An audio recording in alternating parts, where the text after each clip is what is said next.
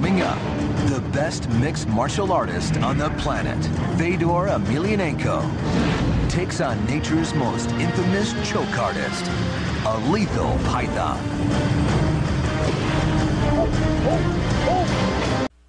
Champion in the history of mixed martial arts, Fedor, the last emperor, Emelianenko. He's a 230-pound heavyweight, and he's won nearly half his fights by choking his opponents out.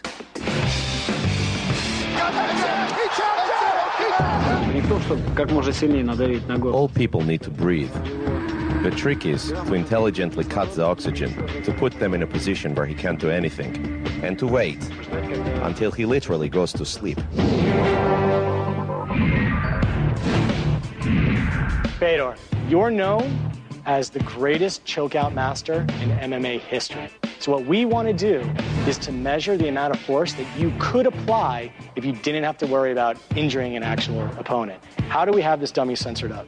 Well, basically, we have a force sensor inside the neck here, so that we'll be able to tell exactly how you put your chokehold around your opponent, where you apply that force, and how much force you apply. To give us more insight about the chokeout, we brought in legendary MMA referee, Big John McCarthy. What the person is doing is they're actually taking their arm, bringing it all the way across. They're going to be taking their hand, placing their hand to their bicep. The other hand is going to come up behind the person's head, forcing that neck to move forward into the arm, which is going to put pressure on the carotid arteries, which is going to cause the person to pass out. But what chokes harder, a man or nature's most dangerously powerful snake? Fedor's ready to help us find out.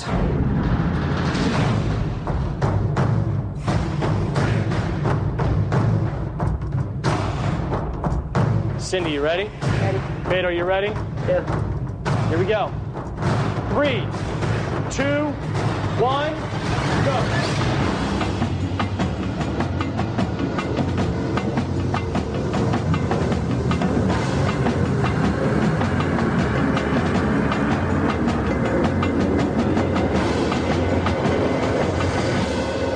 After 10 seconds, the data's in, and the results are staggering. Wow. So when we're looking at Fedor's results from the chokehold on the dummy, in all total, he was at about 500 pounds of force. He kind of ramped up to that, and then he held it steady for the full 10 seconds, which was really pretty amazing. 500 pounds of force.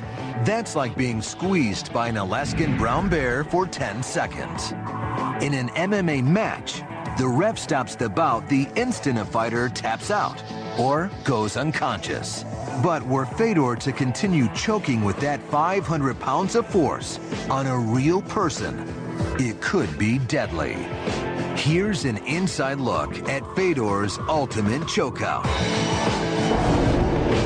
As the arms cinch up, the choke closes the carotid artery, blocking blood flow to the brain. It takes only 150 pounds of pressure to crush the trachea. So Fedor's 500 pounds would be more than enough to devastate the windpipe. And in the worst case scenario, if Fedor were to torque the rear of the neck, the strain could sever the spinal cord.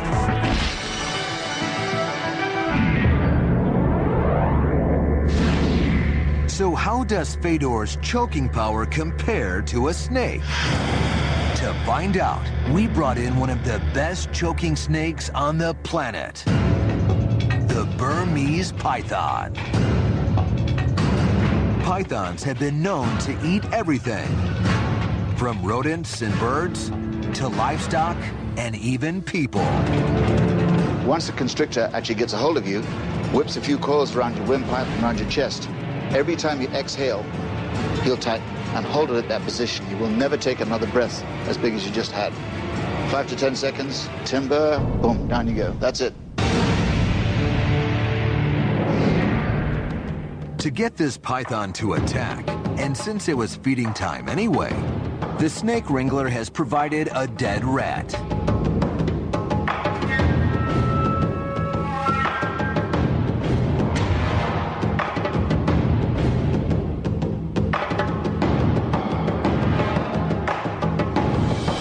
Grab a hold. Oh!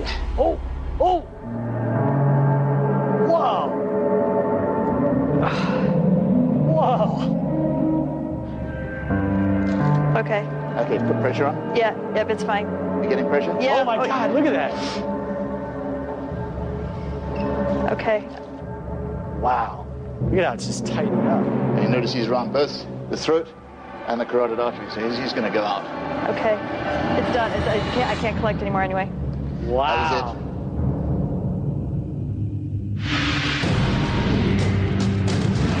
it. The data from our sensors is in. Now, when we're starting to look at what the snake actually did, he was right at about 40 pounds of force. Only 40 pounds of force. That's 460 pounds less than Fedor generated. Believe it or not, Fedor chokes an incredible 12 times harder than the lethal reptile. So Fedor has a stranglehold on this competition. But here's something you should know about the python. This predator can maintain its maximum power for over 3 hours, or as long as it takes to kill its victim. We now know the damage caused by Fedor's maximum choking power. But there's still one piece of data missing. How little force does it take to choke a person out? To test that, we had to find a different kind of dummy altogether. The things I do for science. Oh my God. Wait. When we come back, our host gets his neck wrung by this Russian anaconda. Oh my God. 3, 2, 1.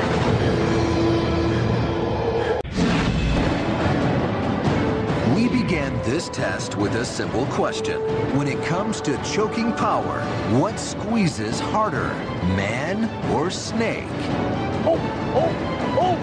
The 9-foot python we brought in squeezed with 40 pounds of force.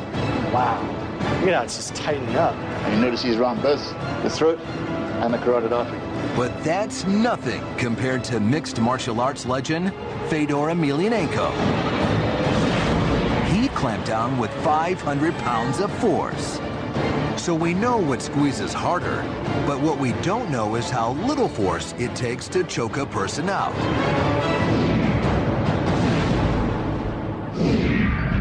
To answer that, we're using a different kind of dummy altogether.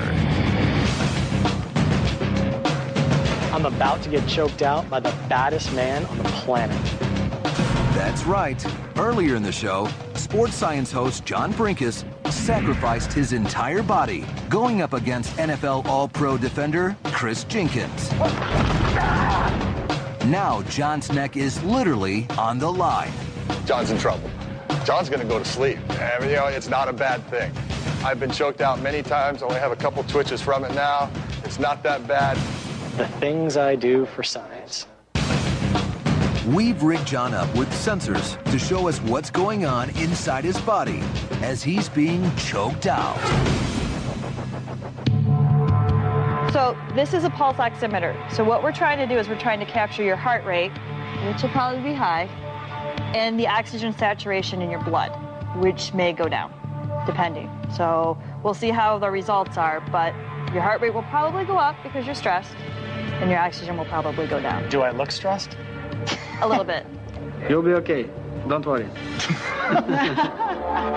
Oh my God. I know, I'm just extraordinarily freaked out right now. Our dummy John's all rigged up and ready to go. Are you ready? I'm ready. All right. Are you ready? You're up to 136. Oh my God. A heart rate of 136 is almost twice as fast as the average resting heart rate, and we're just getting started. Go easy on me. Oh my God. Wait. Oh my God. Oh my God. You're sure you're not going to crush my windpipe? All right. Please do not hurt me. All right, You're at 141. Okay, John, are you ready? All right, I'm ready. Okay, Fedor, are you ready? Oh my God. 3, 2, 1.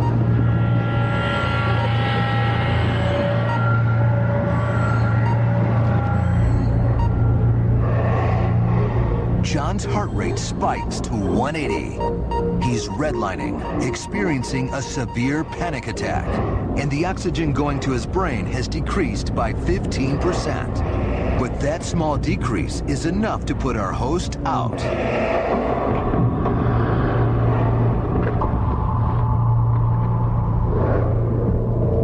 John's heart rate and respiration leap in a frantic attempt to get blood to the brain. And when that doesn't work, John's brain shuts down.